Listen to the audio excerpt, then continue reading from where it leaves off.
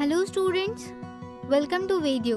I am your science mentor and in this video we are going to start the last chapter of Science 1 which is chapter number 10 Space Mission. But ये chapter शुरू करने से पहले let's recall something with some questions. So the first question is, what is the difference between space and sky? And the answer to this question is, space is the region beyond Earth's atmosphere, while sky is the Earth's atmosphere itself. मतलब क्या?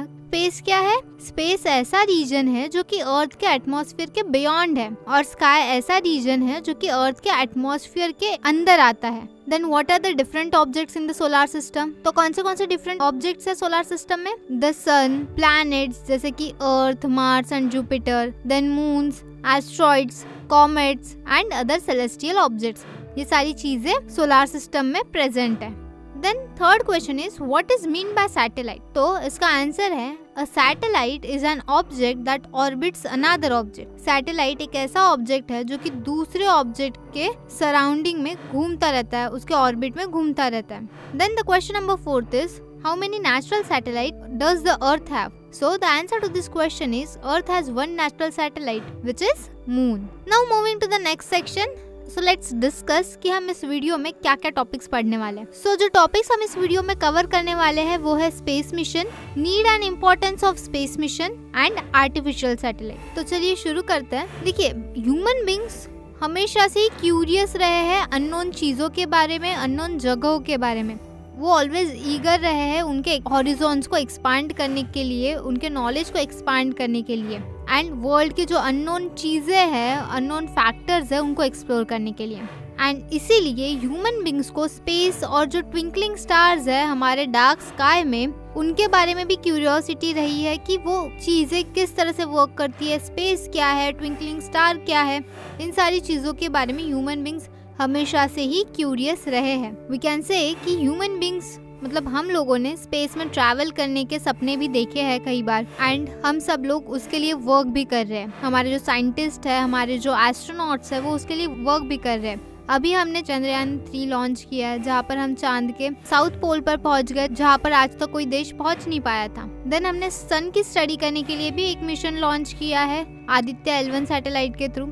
सो ये सारी चीज़ें चलती आ रही है जो human beings ने सपने देखे स्पेस के बारे में, आज जाके वो कुछ सपने पूरे भी हो रहे हैं एंड आगे जाके शायद ऐसा हो कि हम स्पेस में जाके रह सके. नाउ लेट्स मूव फॉरवर्ड और ये स्पेस मिशन क्या है, किस तरह से है, ये देखते हैं. 20th सेंचुरी के बाद टेक्नोलॉजी में बहुत ज़्यादा एडवांसमेंट आई, पर्टिकुलरली तो स्पेस टेक्नोलॉजी में, एंड इस वजह से स्पेसक्राफ्ट क्रिएशन में एंड स्पेस एक्सप्लोरेशन में बहुत ज़्यादा आसानी हुई इंसानों को. थाउजेंड्स ऑफ आर्टिफिशियल सैटेलाइट्स जो है वो हमारे अर्थ के सराउंडिंग में घूम रहे हैं, हमारे अर्थ के ऑर्बिट में घूम रहे हैं एंड बहुत से मिशन भी कंडक्ट किए गए हैं जो हमारे सोलर सिस्टम में ऑब्जेक्ट्स हैं उनको स्टडी करने के लिए. स्पेस मिशन जो है वो 2 टाइप्स में कैटेगराइज हो सकता है. तो जो फर्स्ट टाइप है स्पेस मिशन का, उसका ऑब्जेक्टिव क्या है? उसका ऑब्जेक्टिव ये है कि आर्टिफिशियल सैटेलाइट को अर्थ के ऑर्बिट में भेजा जाए ताकि वो अर्थ पर रिसर्च कर सके. एंड जो सेकेंड टाइप है स्पेस मिशन का, उसका ऑब्जेक्टिव ये है कि स्पेस क्राफ्ट्स को आउटर स्पेस में भेजा जाए ताकि जो सोलर सिस्टम में बाकी ऑब्जेक्ट्स है उनको प्रॉपर ऑब्जर्व कर सके और उनको प्रॉपरली समझ सके. और साथ ही साथ सेकेंड टाइप जो है स्पेस मिशन का, वो सोलर सिस्टम के आउटसाइड भी स्पेस क्राफ्ट को भेजा जाता है. क्या आप लोगों को पता है, यूरी गैगरिन फ्रॉम रशिया ये फर्स्ट पर्सन थे जो कि स्पेस में गए थे इन 1961. Then Neil Armstrong, an American, became the first person to walk on the moon in 1969. चांद पे कदम रखने वाला जो फर्स्ट इंसान था वो कौन थे? नील आर्मस्ट्रॉन्ग, और वो अमेरिकन थे और उन्होंने फर्स्ट टाइम मून पे पहला कदम कब रखा था? 1969 में. देन राकेश शर्मा ये फर्स्ट इंडियन थे जिन्होंने अर्थ के सराउंडिंग में ऑर्बिट किया था 1984 में एक रशियन स्पेसक्राफ्ट के जरिए. देन कल्पना चावला, सुनीता विलियम्स ये इंडियन ओरिजिन एस्ट्रोनॉट्स थे जिन्होंने नासा के स्पेस मिशन में पार्टिसिपेट किया था. Now moving forward and let's recall something with questions. So the question is, which type of telescope are orbiting around the earth and why it is necessary to put them in space? And the answer to this question is, space telescope like a Hubble Space Telescope orbit earth. They are placed in space to avoid atmospheric interference and offer clearer views of celestial objects. तो तो अर्थ के orbiting के लिए Hubble space telescope जैसे space telescope जो है वो use किए जाते हैं। वो अर्थ के सराउंडिंग में ऑर्बिट कर रहे हैं और उन्हें प्लेस किया जाता है स्पेस में ताकि कोई एटमॉस्फेरिक इंटरफेरेंस ना हो एंड वो बाकी सेलेस्टियल ऑब्जेक्ट का क्लियर व्यू दे सके। उसके बाद हमारा जो नेक्स्ट टॉपिक है इस वीडियो का वो है need and importance of space mission. So let's dive in this topic. Space mission ने पूरे वर्ल्ड को ग्लोबल विलेज में ट्रांसफॉर्म कर दिया है। विद द इंटरनेट हम इंस्टेंटली कनेक्ट कर सकते हैं हर किसी से। वर्ल्ड वाइड इन्फॉर्मेशन हमें इजीली मिल सकती है, चुटकियों में हमें इन्फॉर्मेशन मिल जाती है। नेचुरल डिजास्टर के हमें अर्ली वार्निंग्स मिल जाते हैं, पहले ही हमें पता चलता है कि हाँ नेचुरल डिजास्टर आ सकता है या हो सकता है। देन इसीलिए हम टाइमली प्रिकॉशंस भी लेते हैं उन सारी चीजों के लिए। और ये सारी चीजें किस वजह से पॉसिबल हो सकी है? स्पेस मिशन के वजह से। During time of conflict satellites जो है वो एरियल सर्वाइलेंस देता है एनिमी के एक्शंस का, मतलब दुश्मन क्या एक्शंस कर रहे हैं वो भी हमें पता चलता है सैटेलाइट के हेल्प से। स्पेस मिशन जो है वो अर्थ के जो फॉसिल रिजर्व्स है, जो मिनरल्स है, उनको भी एक्सप्लोर करने में हेल्प करता है। और इसीलिए हमारे नेशन के डेवलपमेंट के लिए स्पेस टेक्नोलॉजी बहुत ज्यादा इसेंशियल है। हम आर्टिफिशियल सैटेलाइट के द्वारा कम्युनिकेशन भी कर पाते हैं। आज जो हम दूसरे देश में बैठे लोगों से कम्युनिकेट कर पाते हैं, हमसे जो दूर लोग हैं उनसे बात कर पाते हैं with the help of mobile phones. ये सारा किस वजह से पॉसिबल हो चुका है? Only because of satellites. अब देखते हैं कि आर्टिफिशियल सैटेलाइट क्या है। नेचुरल सैटेलाइट जो है वो प्लैनेट के सराउंडिंग में घूमता रहता है, जैसे कि मून हमारे अर्थ के अराउंड घूमता है। अब हमारे अर्थ के पास एक ही नेचुरल सैटेलाइट है, लेकिन कुछ प्लैनेट ऐसे भी है जिनके पास मल्टीपल नेचुरल सैटेलाइट है। फॉर एग्जाम्पल सैटर्न के जो अराउंड में रिंग है उस रिंग में बहुत से सैटेलाइट्स है, नेचुरल सैटेलाइट्स है सैटर्न के। तो ये जो है ये क्या है? Natural satellite. अब आर्टिफिशियल सैटेलाइट क्या है? तो मैन मेड ऑब्जेक्ट जो फिक्स्ड ऑर्बिट में घूमते हैं प्लैनेट्स के अराउंड में, उन्हें कहा जाता है आर्टिफिशियल सैटेलाइट। तो ऐसे सैटेलाइट जो ह्यूमन बींग्स ने बनाए हैं जो कि प्लैनेट्स के अराउंड में घूमते हैं, उन्हें क्या कहा जाता है? Artificial satellite. सोवियत यूनियन मतलब रशिया ने पहला आर्टिफिशियल सैटेलाइट लॉन्च किया था जिसका नाम था स्पुतनिक इन 1957। एंड आज के अगर टाइम की हम बात करते तो थाउजेंड्स ऑफ सैटेलाइट हमारे अर्थ के सराउंडिंग में घूम रहे हैं जिनको पावर सोलर पैनल्स के द्वारा मिलती है। एंड उसमें बहुत से इंस्ट्रूमेंट ऐसे भी है जो कि अर्थ के साथ उस सैटेलाइट का कम्युनिकेशन बरकरार रखती है, वो कम्युनिकेशन चालू रखती है।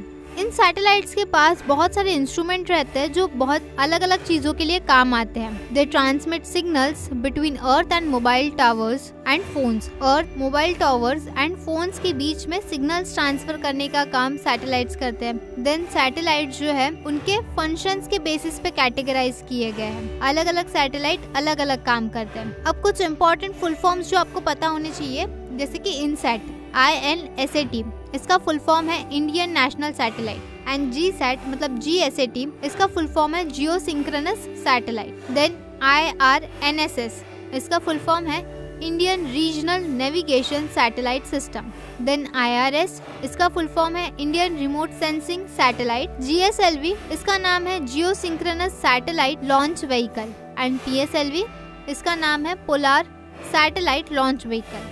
अब देखते हैं कि टाइप्स ऑफ सैटेलाइट कौन से हैं। तो सबसे पहला है weather satellite.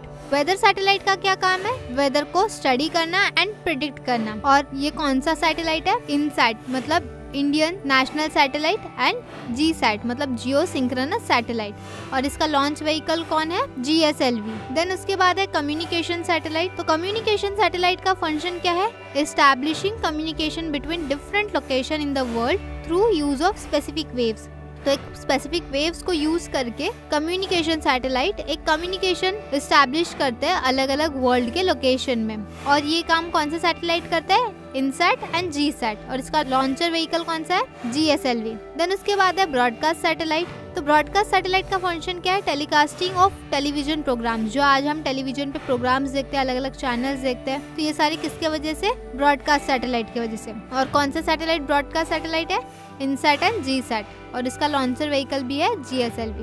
Then navigational satellite. तो नेविगेशनल सैटेलाइट का क्या काम है? Fix the location of any place on the earth surface in terms of its very precise latitude and longitude. तो अर्थ सरफेस पे किसी भी प्लेस का जो एक फिक्स लोकेशन, किसी भी प्लेस का एक लोकेशन फिक्स करना उसके लैटिट्यूड एंड लॉन्जिट्यूड के बेसिस पे, ये काम है नेविगेशनल सैटेलाइट का। और आज जो हम गूगल मैप्स यूज करते हैं या किसी चीज का हमें डायरेक्शन पता चलता है गूगल मैप्स के जरिए, वो किस वजह से? नेविगेशनल सैटेलाइट की वजह से। और ये कौन सा सैटेलाइट है? IRNSS। IRNSS का फुल फॉर्म क्या है? Indian regional navigation satellite system. और इसका लॉन्चर व्हीकल कौन सा है? PSLV। देन उसके बाद है मिलिट्री सैटेलाइट। तो मिलिट्री सैटेलाइट क्या करता है?